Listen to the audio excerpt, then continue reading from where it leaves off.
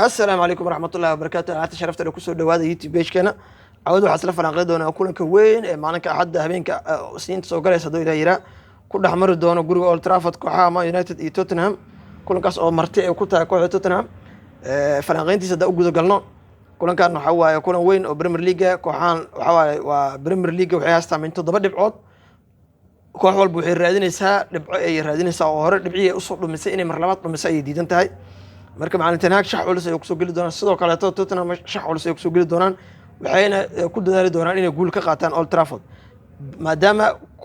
badanaa guryaha macnaha garoomada ay tagaan garoonka ugu badan ee looga badiyay waxa waaye guriga Arsenal guriga labaad ee guul darrada ugu badan ee Tottenham kala kulanto waa guriga Old Trafford oo 24 jeer ayaa uga badan gurigeena haddaba meesha ugu gudubno macallin Ten Hag maxaa dhaawac uga maqan ciyaartoydiisa badanaa horta waa joogaan Luka Shaw Malacia Lindelof saddexdaas daafac weerar waxa ugu maqan dhaawac Mason Mount iyo waxa u soo laabtay Højlund sidoo kale waxa u soo laabtay labadaas u soo laabatay marka macallin Ten Hag maxaa u furan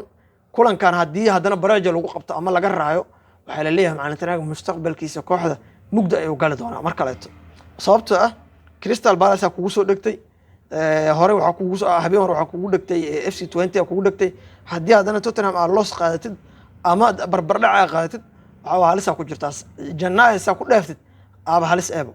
already hadartan waxa ku dhuminaybo 8 dhibcood Premier League ku dhuminay 7 dhibcood waxay taa maaqan marka Tottenhamna sida saasoo kale ayadana dhibco inta isla eegay dhumisay kooxdan Tottenhamna waa kooxdan waxa sanadkan dhowr jeer inta gool looga hormaray ee goolasha keeneen ee badiyeen nimankaas marka waxa waaye xitaa hadaa gool ka dhalisay nimanka haraaya ma ah Unitedna waxay yaqaanaan dhaqan hal gool la dhalna tartiib Bruno waa la qaboojinaa nimankan waxay yaqaanaan hadaa gool ka dhalisay xitaa ma ka istaagayaan oo soo weerarayaan ilaa gool ka keenan ee mid bareeje ka soo bareejiyaan kuuna saariyaan mid kale marka Ten Hag indhaan oo kala furo waay tooshka tookaan soo haya si macnaha mustaqbalkiisa ba halis ku jiro shaxda aan filayna marka macallin Ten Hag inuu soo gali doono Onana horta waxa la muraa ku soo bilaabaya gari gardar Onana doo 10 jeer isku xigtay Bruno qalda xitaa Ten Hag ku soo bilaabaya Premier League hadayta waa ognahay oo maalin hore lagu haystay way Andre Onana iyo Rashford iyo Bruno marka ay maata aadan keed u gelin oo ciyaartooyda kale maalin bakeed u gelisa Onana ku soo bilaabaya saar rajeyneen afarta daafac fiirno Mazraoui wuxuu ku soo bilaabi doonaa right back Matthias de Ligt asigana waxa ku soo bilaabi doonaa center back sidoo kale Martinez center back la dhili doono Diago Dalotna wuxuu dhili doonaa left back afartaas waxa waaye afarta daafac oo la isku hubo oo at least anaga waxa ku roonahay sanadkan yaan goolal badan ba dhalinay daaficina ba shub eebo marka afartaas waa la isku hubaa dhaxda sida la rajeynayo inuu ku soo bilaabo waxa waaye Manuel Ugarte iyo Kobe Mainoo sa anaga rajeynayno laakiin waxa dhici karto inuu Eriksen maadaama gool u dhaliyo kulankii la soo dhaafay FC20 kulankii ka horeeyay uu Bruno fiican soo bandhigay kii ka sii horeeyay Bruno fiican soo bandhigay waxa dhici karto inuu Eriksen ku soo bilaabo laakiin Kobe Mainoo iyo anaga waxa rajeynaynaa inuu ku soo bilaabi doono Manuel Ugarte saddexda horeeto oo midka diyashaha oo aska cadaha Bruno Fernandes ayuu ku soo bilaabi doonaa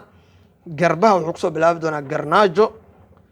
garbaha wuxuu ku soo bilaabi doonaa Rashford iyo Amad Diallo sida aan rajeynayno sidoo kale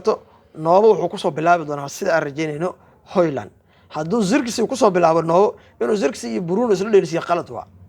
hadaa Bruno dheelsinaysa Zirkzee keed gari hadaa Zirkzee dheelsinaysa Bruno keed gari waxa sameyn kartaa Zirkzee iyo Højlund isla dheelisi nimankan team adaga u bixisa weerar fiican soo gasho laba Noobo soo gasho Zirkzee deeshaan ha u dheelo Højlund afka hor ha dheelo Garnacho Rashford iyo Diallo garbaha kaaga dheelan markaas waxa waaye Janis badan ay gool ku dhalsa hele laakiin laba diyeeshe laba garbo laba kubad burburiye goorma gool dhalne wax noobaha gool ku dhalna kuugu jiraan marka intaas inuu ku soo bilaabo ayaa rajeynayna adiga maxay kula tahay inuu shaxda ka bedeli doono Ten Hag ma sidaas aan sheegnay ayuu ku soo gali doonaa ma si ka duwan ku soo gali doonaa mid kale Ten Hag hadii la fiiriyo shanta kulan u dambeysay Man United iyo Tottenham ay dhinin natiijooyinka ku soo dhamaan Tottenham kulankii u bixisay Arsenal bis oo hal Everton caatada loogu badiyay bisaab laga badiyay inta kale way badiyeen 2-1 mar ku badiyeen 3-1 ku badiyeen 3-1 ku badiyeen waa wada badiyeen laakiin United Southampton ay ka raasay kuwan kale Barnsley ilaa 7 u dhiibnay Crystal Palace aan ugu dhagtay FC20 waan ugu dhagtay fahad laba bareejo iyo waxaan qaadanay iyo laba draw halka Tottenham ay qaadatay 3 win iyo 1 loss ay qaadatay marka waxa waaye niman culus waaye macallin tinaag baliis hadaa war maqlis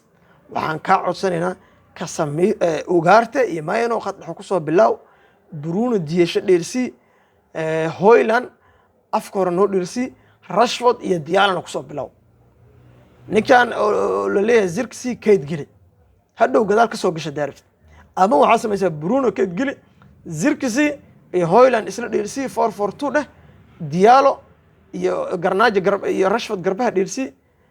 dhaxdan waxa dheersiistaa ugaarta iyo maayno dheersiiso 4-4-2 gaas xitaa natiijo uu keenay laakiin Eriksen ayaa ku arkin Bruno iyo Zirkzee garoon isku jiranaya ku arkin marka inta ay ku soo gabagabeynayna falanqaynteena kulankaas weyn haduu ilaahay yira hadda waxa ay soo gali doonaa habeenkii 4 saac kulamada kale tan bir ayaa liir doona ayagana waa soo galin doona falanqayntooda iyo waxay noqon doonto iyo saadaasha aan saadaalinayna wixii ku dhamaan doonto inta kulankaas ku kulmi doono like-ta iyo share-ta iyo subscribe-ta iyana laga hilmaamin waa noo muhiim taageeradeena meel ku tageena beeshka nala koriya beeshkiina waay marka kooxaha dhan ayuu ka dhaxeeyaa koox walba wararkeeda ayaa ku soo gudbinayna Man United bas ma ahan marka mar walba taageeradeena u baahanahay kulankan xitaa ku kulmi doono wassalaamu calaykum waraxmatullaahi wabarakaatuh